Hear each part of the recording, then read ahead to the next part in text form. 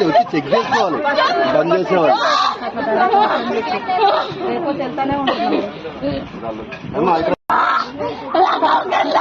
మీద వాటర్ బయటకు వచ్చి ఫస్ట్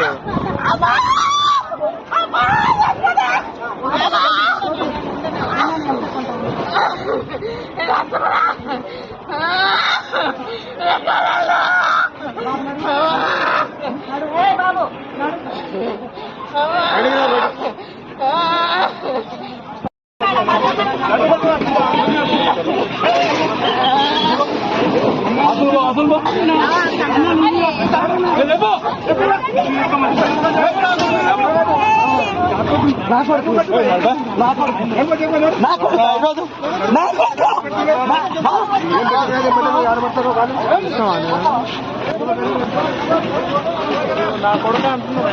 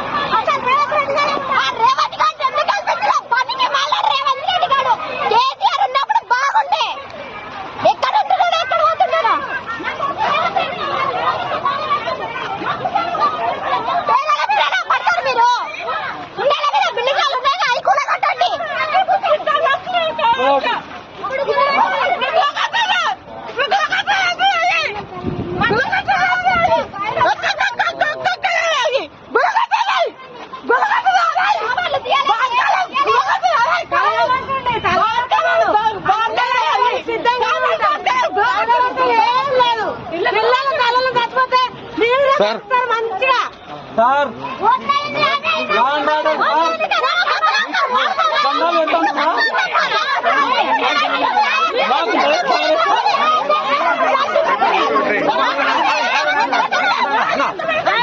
గవర్నమెంట్ పోలీసులు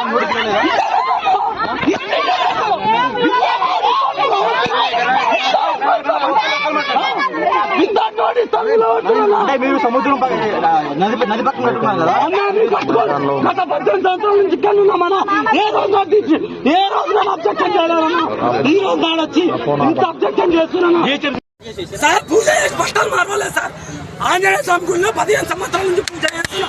గత 15 ఇయర్స్ ప్రతి ఎమ్మెల్యే వస్తాడు, ప్రతి కార్పొరేటర్ వస్తాడు, వచ్చి ప్రతి హనుమాన్ జయంతికి వస్తాడు. ప్రతి హనుమాన్ జయంతికి వస్తారు. ఇక్కడ వచ్చి ప్రతి ఒక్కళ్ళు ఫోటోలు దిగిపోయిన వాళ్ళే. కానీ ఎవరు నేను అప్పటి పూజ చేసుకుంటుంటే డైరెక్ట్ వచ్చి కొలగొట్టేస్తుంటే ఏమైంది సార్ మా బతుకులు? ఏంది సార్ ఇది? ఏడ బతుకుతున్నాం సార్ మేము? 1942లో బతుకున్నామా? 2021లో బతుకుతున్నామా? ఏంది సార్ ఇది? ఇంతనేమా కోర్టుకు నోటీసు? కోర్టును ఆపడం ఏంటి సార్?